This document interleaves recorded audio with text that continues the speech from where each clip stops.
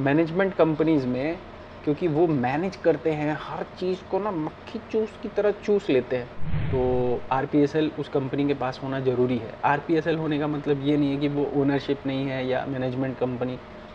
आरपीएसएल का इन दोनों से कुछ लेना देना नहीं है। हेलो माय डियर फ्रेंड्स, और आज की वीडियो में हम बात करने वाले हैं बहुत ही छोटे से सिंपल से टॉपिक पे, जिसको मैं ज़्यादा एक्सप्लेन नहीं करने वाला, जस्ट उतनी ही बात बताऊंगा जितना आपको ज़रूरत है। तो वीडियो में बने रहना। अगर आप चैनल पे नए हो तो मैं आपको बता दूं, मैं आज 16-17 साल से सेल कर रहा हूं जहाज़ों पे, अलग अलग टाइप के टैंकर्स पे। मैं हूं नाविक रुद्रा और आपका स्वागत करता हूं नाविक रुद्रा टॉक्स पे। ऐसा आज बोलने का मन था।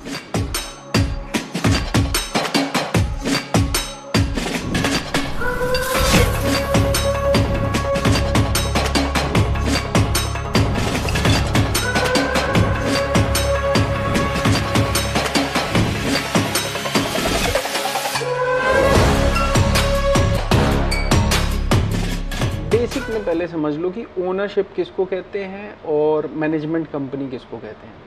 जैसे कि ग्रेट ईस्टर्न का नाम सुना होगा आपने, ये ओनरशिप कंपनी है। और जैसे स्कॉर्पियो था, स्कॉर्पियो है अभी भी, but it used to be ownership.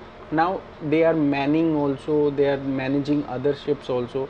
So there is a fine line, एक छोटा सा डिफरेंस है, ठीक है। तो मैं आपको बेसिक सिंपल वर्ड्स में समझाता हूँ। ओनरशिप वो कंपनियाँ होती हैं जो खुद के जहाज़ को ओन करती हैं, सिंपल सी भाषा में उनके अपने जहाज़ होते हैं, ठीक है। अब वो अपने जहाज़ों पे सारा मैनेजमेंट खुद करती हैं। अभी सारा मैनेजमेंट क्या होता है, बहुत तरह के मैनेजमेंट होते हैं। जैसे कि कार्गो रिलेटेड मैनेजमेंट की, मैं खुद का कार्गो मैनेज कर लूँ, ठीक है। लोगों से रिलेटेड मैनिंग मैनेजमेंट, तो मतलब जहाज़ पे जो लोग काम करेंगे उनको कौन मैन करेगा, लाइक वो जो भी मैनेजमेंट करेगा वो एक मैनेजमेंट हो गया। तो बहुत सारी कंपनियां हर चीज़ खुद से करती हैं। ओनरशिप्स जो ओनर हैं वो सब कुछ खुद से करेंगे, बस वो उनको लोग चाहिए। जैसे फॉरेन में बहुत सारे जगह पे ऐसा होता है ना, उनके पास लोग ही नहीं हैं, तो ये उनके लिए बहुत बड़ा हेडेक है कि सही समय पे लोग चढ़ें, सही समय पे उतरें। तो वो मैनिंग वाला मैनेजमेंट हो गया। खाने पीने का मैनेजमेंट हो गया, है ना, जो भी प्रोविजंस वगैरह स्टोर्स वगैरह आते हैं उसका जो मैनेजमेंट है। तो ऐसे आप जोड़ोगे तो बहुत ही तरह के अलग अलग मैनेजमेंट होते हैं जहाज़ पे। अगर मान लो आप एंग्लो के थ्रू जा रहे हो, तो हो सकता है कि एंग्लो वैसे तो बहुत सारी जहाज़ों को मैनेज करता है, ठीक। ऐसे ही और भी मैनेजमेंट कंपनीज़ जिनको हम कहते हैं, एंग्लो को छोड़ दो तो ईएमएस हो गया और आपका फ्लीट हो गया, ये सब मैनेजमेंट कंपनीज़ है ना। तो what they doing, it's not necessary कि आप जिस जहाज़ पे जाओगे उसको पूरा टॉप टू बॉटम वही लोग मैनेज कर रहे हो सकता है कि इस वाले ओनर का जो जहाज़ उन्होंने लिया हुआ है, यानी मैनेजमेंट कंपनियां क्या करती हैं, उस जो अभी तक मैंने बताया उसका उल्टा, like they don't own the ship. उनका अपना जहाज़ नहीं है, वो दूसरे का जहाज़ लेके उसको मैनेज करती हैं, ठीक है। प्रॉफिट कमाती हैं, ओनर को देती हैं। कोई भी चीज़ को समझना हो ना जहाज़ वाला, बस ये बड़े लेवल पे एक ट्रक से समझ लिया करो, ठीक है। हो सकता है कि आपके पास बहुत सारा पैसा है, आपने ट्रक्स खरीद रखे हैं, बट ट्रक्स को कार्गो मैनेज करना या ट्रक पे ड्राइवर और जो उसका खलासी होता है वो मैनेज करना, ये आपके बस का नहीं है। आप सोचते हो यार ये सब मेरे से नहीं होगा, मैंने ट्रक तो खरीद दिया। और क्यों खरीद दिया, क्योंकि आपका एक दोस्त था, वो बोलता है यार मेरे पास पैसा तो नहीं है इतना, लेकिन मैं बंदे कर सकता हूँ और मैं काम भी मेरे पास मिल जाएगा, मैं जुगाड़ कर लूँगा, समझ रहे हो ना। तो वैसे ही मैनेजमेंट कंपनियाँ होती हैं, जुगाड़ कर लेती हैं, सारा चीज़ मैनेज कर लेती हैं, ठीक है। तो लेकिन आप हो सकता है ये कहो कि नहीं देखो, मैं यार मेरे पास एक ड्राइवर है और उसका एक बंदा भी है, तो लाइक मैं बंदे तो मैनेज कर लूँगा, तू एक काम कर, तू खाली कार्गो मैनेज कर दे, ठीक है ना। तो मैनेजमेंट कंपनी भी ऐसे ही होती है। कुछ चीज़ों की मैनेजमेंट वो कर सकते हैं, कुछ चीज़ ओनर खुद के अपने हाथ में रखता है। फिर दूसरी चीज़ क्या होती है, जब हम कहते हैं एज अ, इन सब चीज़ों को आप समझ तो लिए ना।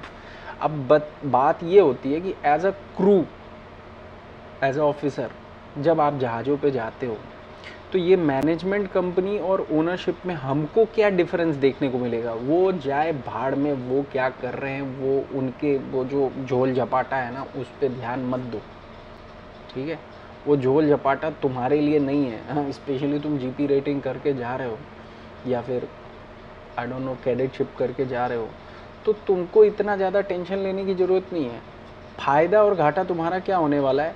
यूजुअली ना, स्टोर्स कम देंगे,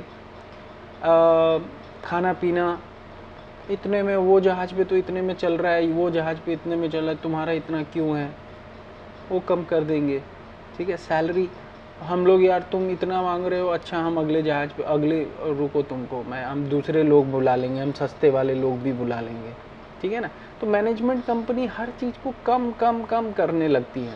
लेकिन मैनेजमेंट कंपनी का मतलब, जैसे कि मैंने एंग्लो का नाम ले लिया या और भी जो ऐसी कंपनीज है, तो अब मान लो मैं एज अ ओनर कहता हूँ कि देख भाई, तू मेरे जहाज़ पे ना ये चिंदीगिरी करना मत, ये पेंट वेंट जो भी तू भेज रहा है ये सस्ती क्वालिटी के मत भेज, मेरे जहाज़ पे ये हाई क्वालिटी की चीज़ें यूज़ होनी चाहिए, ऑफिसर मुझे टॉप नॉच चाहिए, भले पैसा ज़्यादा ले ले, खाना पीना उनका सही होना चाहिए, सेफ्टी एक नंबर की चाहिए, मेरे जहाज़ पे एक्सीडेंट नहीं होना चाहिए। तब मैनेजमेंट कंपनी क्या सोचती है? हाँ भाई, ओनर दे रहा है, हम करेंगे, समझ रहे हैं ना? ओनर को वो लोग ऑप्शन दे देते हैं, and if owner is agree to that, okay. But आपको क्या लगता है, ज़्यादातर ओनर्स क्या चाहेंगे? कि कुछ पैसा बच जाए, हर चीज़ में पैसा बचा ले, है ना? तो management company, and I hope अभी तक आपको आइडिया हो गया होगा कि मैनेजमेंट कंपनियों में अगर आप जाओगे तो ये सारी चीज़ें आपको कम कम कम मिलेंगी, ठीक है? तो आई डोंट नो, इतना ही है, बस सैलरी वैलरी रिलेटेड चीज़ें होती हैं, बट सैलरी आपको टाइम पे मिल जाती है। भले मैनेजमेंट कंपनी में हो सकता है कि एक स्टैंडर्ड सैलरी वो लोग कम दे, या फिर जो भी, वो तो आप पहले ही आप साइन करके जाओगे ना यार, समझ रहे हो ना? समझ रहे हो? सैलरी पहले ही अग्री करके जाना है। तो चाहे वो ओनरशिप कंपनी हो, चाहे वो मैनेजमेंट कंपनी हो, आरपीएसएल तो उसके पास होना चाहिए मैनिंग के लिए। अगर आरपीएसएल नहीं है तो आपके इंडियन वेबसाइट पे वो उसको अपडेट कर नहीं पाएगा, अपडेट नहीं कर पाएगा तो हमारे काम का नहीं है, सी टाइम काउंट नहीं होगा, बहुत सारी प्रॉब्लम्स हो सकती हैं। तो आरपीएसएल उस कंपनी के पास होना ज़रूरी है। आरपीएसएल होने का मतलब ये नहीं है कि वो ओनरशिप नहीं है या मैनेजमेंट कंपनी, आरपीएसएल का इन दोनों से कुछ लेना देना नहीं है। कोई भी कंपनी जो लोगों को मैनेज कर रही है, जहाज़ पे भेजती है, वो चाहे ओनरशिप हो चाहे मैनेजमेंट हो, आरपीएसएल होना ज़रूरी है, ठीक है? नहीं है, जैसे कि यूरोप में बहुत सारी कंपनियां हैं छुटपुट सी, टर्की वर्की में छुटपुट सी कंपनियां ऐसी है ना, जो वो डायरेक्ट आपको वीज़ा भेजती हैं, अपने आप बुला लेती हैं, that they don't have any RPSL in India, like they don't hold any offices in India. In that scenario, what will happen? Your sea time will not be updated on DG website, ठीक है? And फिर DG को पता नहीं है कि as अ सी Ferrer आप जा रहे हो ऐसे काम करने ना, तो फिर बहुत सारी मुश्किलें हो सकती हैं। तो आप एज अ क्रू जब भी ज्वाइन करते हो ना, आरपीएसएल के थ्रू जाओ। मैनेजमेंट है कि ओनरशिप है, इससे आपको कुछ घंटा नहीं फ़र्क पड़ने वाला। कॉन्ट्रैक्ट जो साइन कर रहे हो उस पर ध्यान दो, खाने पीने पे, जहाज़ पे ध्यान नहीं देना है, हेल्थ पे ध्यान देना है, एक्सरसाइज करो, रोटी चावल दाल 3 टाइम का बढ़िया सा मिल जाएगा हर जहाज़ पे मिनिमम, समझ रहे हो ना? हर जगह मिलेगा, वेज नॉन वेज सारा ही खाना रहता है।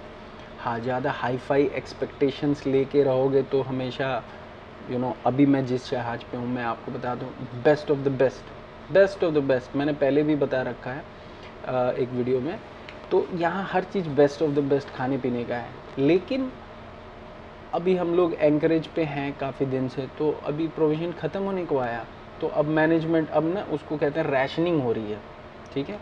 तो अब ओनरशिप में रहो, चाहे आपके यहाँ best of the best food हो, जब रैशनिंग होने लगेगी, पानी की रैशनिंग, लाइक टाइम से पानी आता है पानी भी टाइम से आता है, नहाने धोने का बाल्टी भर के रखी हुई है, वैक्यूम टाइप टॉयलेट है, that also had to be used by water.